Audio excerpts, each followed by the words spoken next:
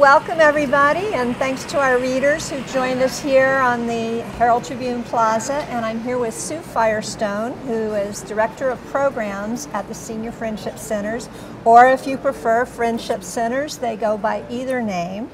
A lot of people kind of vaguely know about the Friendship Center, but people have different ideas of what's really going on inside there. How do you describe what goes on at the Friendship Centers for somebody who's new in town?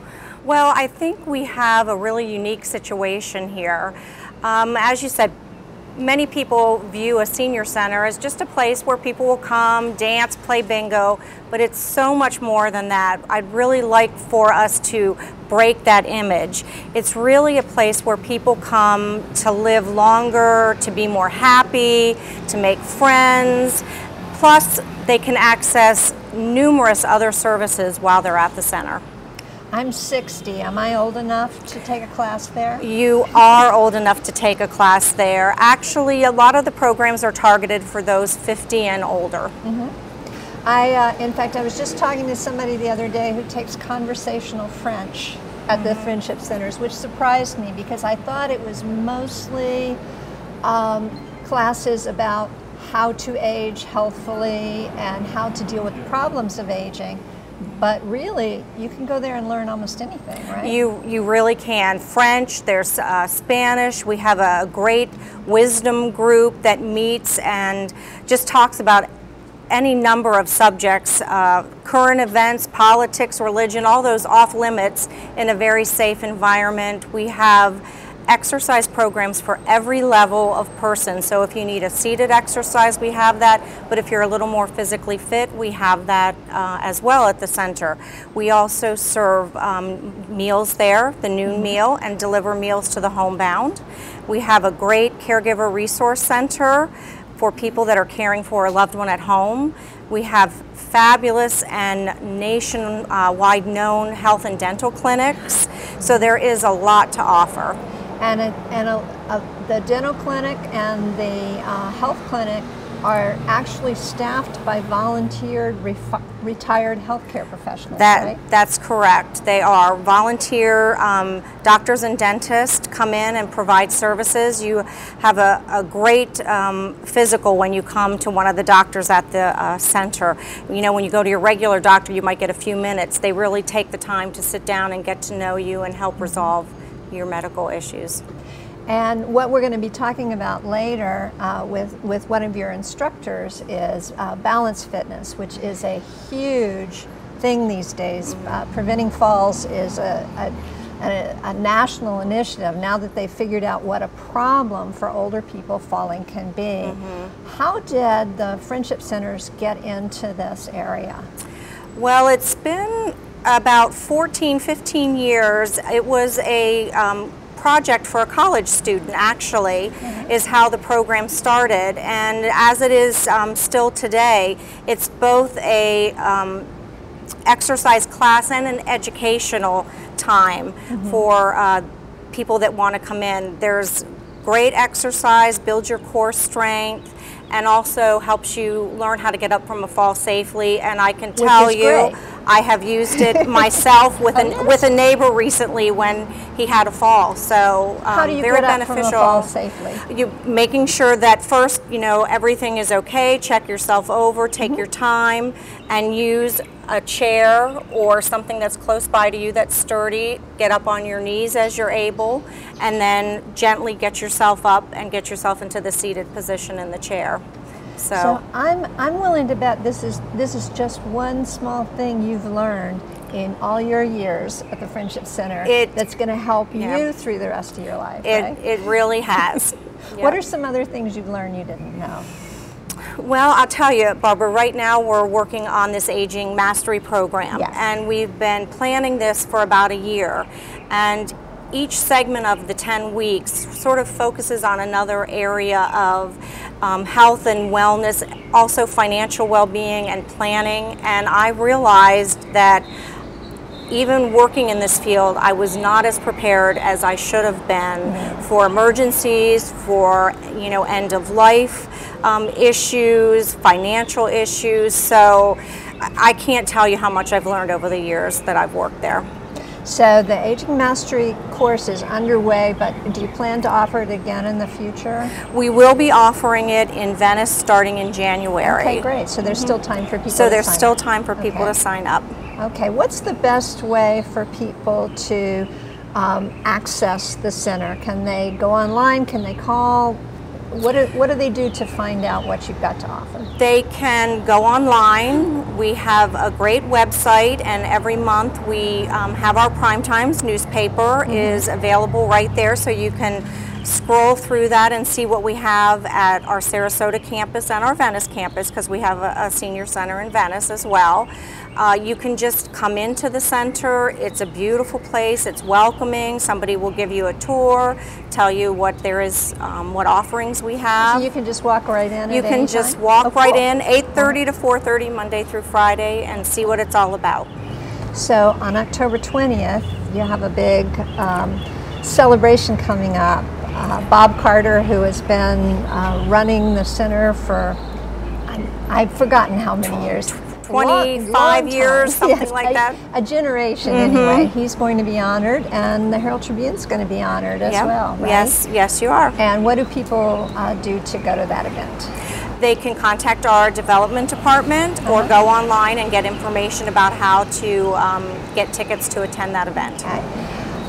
Is there anything else that you want to add that you want people to know about the center that they might not know? I just welcome people to come in and see what we're all about, and I think they will find that they're going to be greatly surprised at what they find when they come.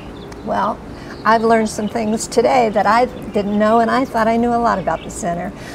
We're going to take a break, and then we're going to meet with a balance fitness trainer and who will teach us how not to fall and how to fall gracefully and how to maintain balance in that important area of our life. If you're still with us, we've been talking about the Senior Friendship Centers of Sarasota, Venice, and beyond, and all the things they can do to make life richer. And one very important thing is falls prevention. We're here with Penny Evanson, the Balance Fitness Coordinator.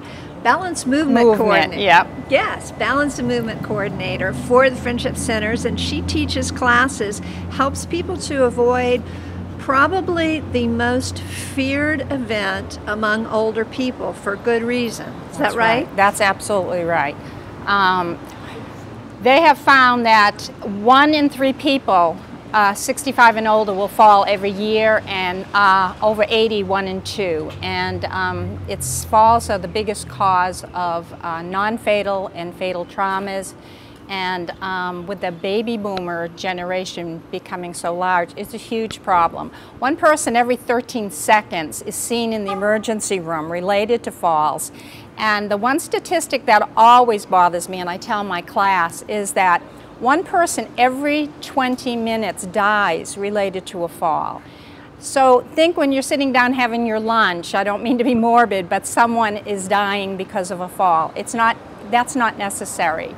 There are things that we can do, and one of them is the balance movement class, or just exercising in general to keep ourselves strong. And I'll tell you something that frightens me is the fact that if you're an older person and you have a bad fall that lands you in the hospital, you have less than a 50% chance of getting back into your home again. That's right. That scares the bejesus out of a lot of people. It's huge. Yeah. If you end up in a long-term care facility, you're probably going to be there at least a year and may not get home at all. So the impact is huge. The financial impact is, I think in 2013 it was $37 billion, and they're expecting it to rise to somewhere around $67 billion by 2020, and that's in 2013 dollars. So it's huge, but you know, when you step away from the financial and look at what it does, I mean, there's actually a syndrome,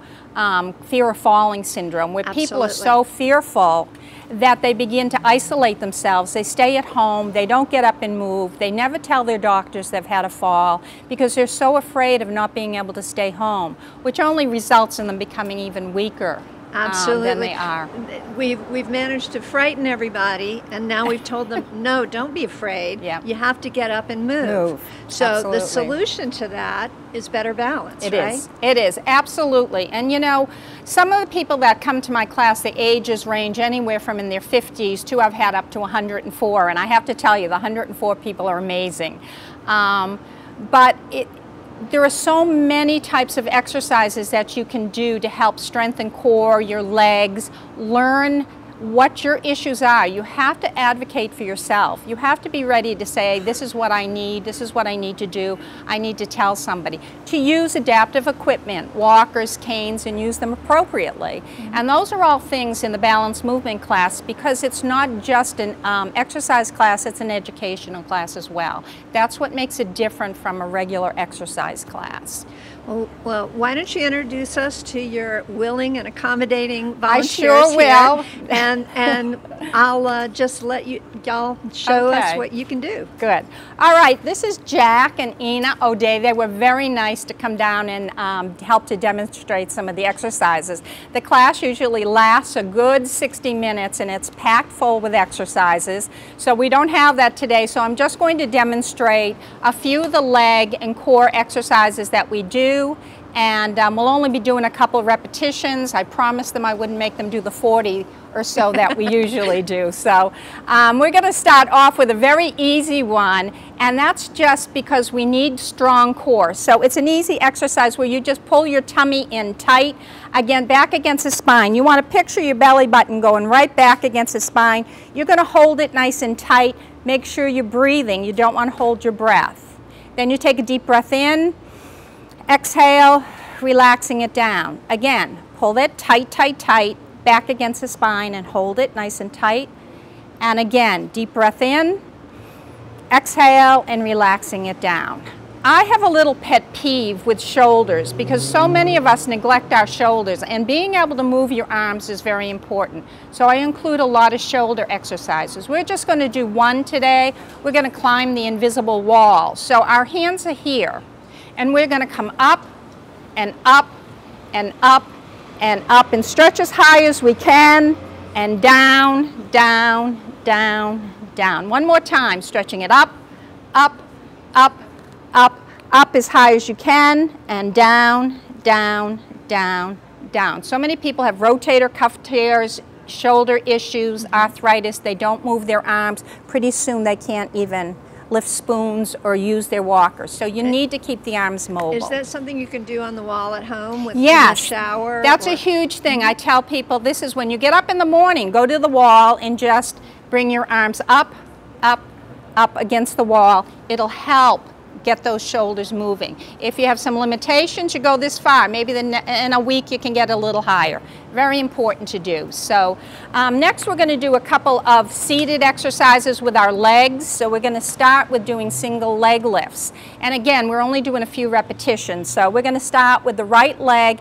We're going to bring the leg up and down. Don't touch the floor. It makes it harder. Up and down, up and down, up and down. Last one, up and down. Turn the ankle.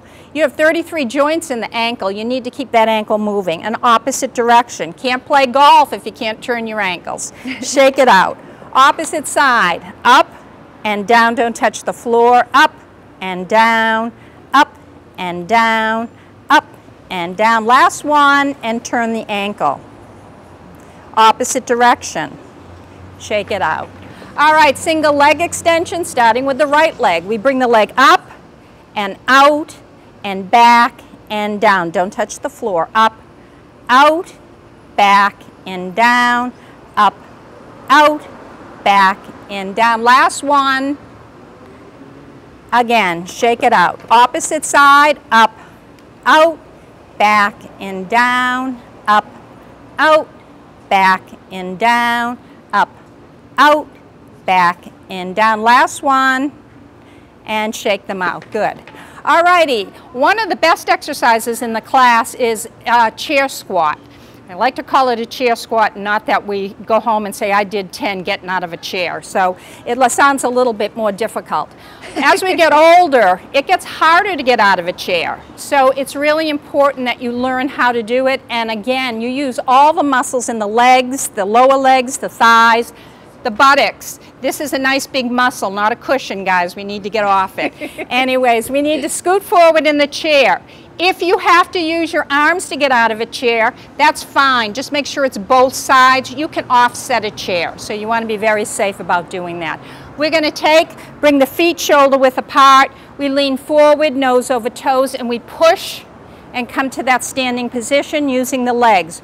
Always being sure the chair is close, it hasn't moved. We bend the knees, stick out the butt, nose over toes, and down we come again. No plopping. Why do you lean forward, Penny? It's just, you know, you don't want to jump like this, but if you're leaning forward, it will help with getting those legs. And you need to have the legs underneath you. I try to tell people, if you have your feet out here and you try to stand up, you see what happens.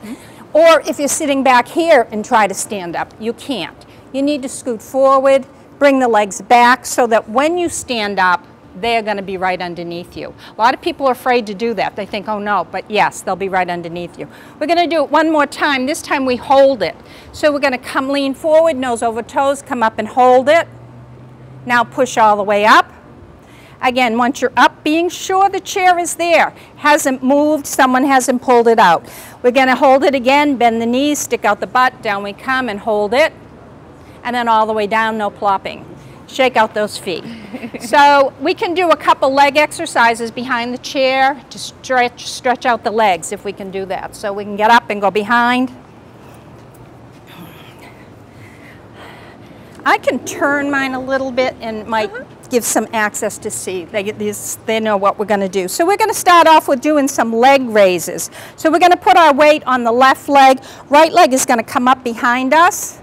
And then again, down, try not to touch the floor, and up, and down, up, and down. Last one, up, and down. Shake it out.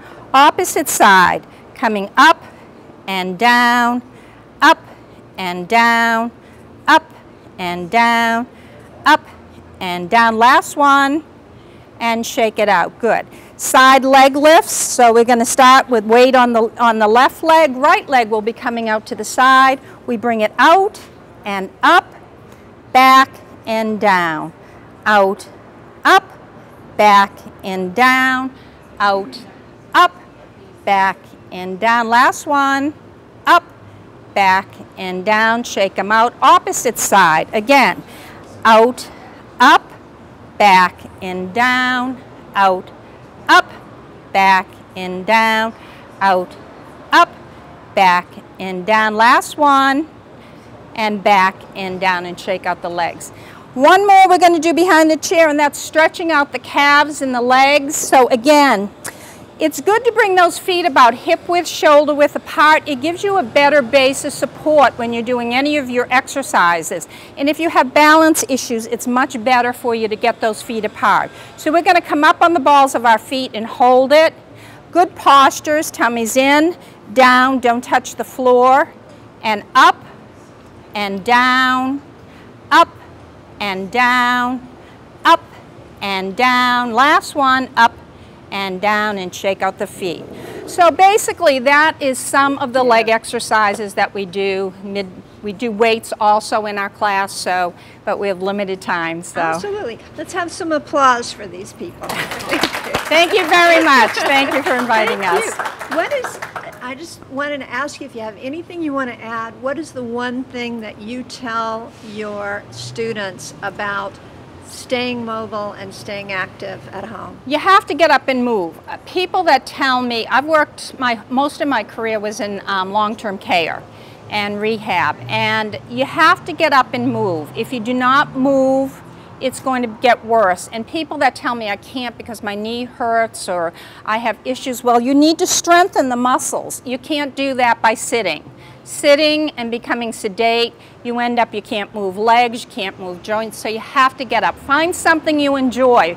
Find a partner to do it with, but get out there and exercise and watch, make sure your vision is checked, Make sure you check your medications, that you're not on too many medications. They all impact on our balance. And be safe. Pick your feet up. And watch out for those area rugs, right? Yes. Okay, thank you so much. Thank This was you. so great Appreciate you inviting me. Thank you. Thank you. Thank you.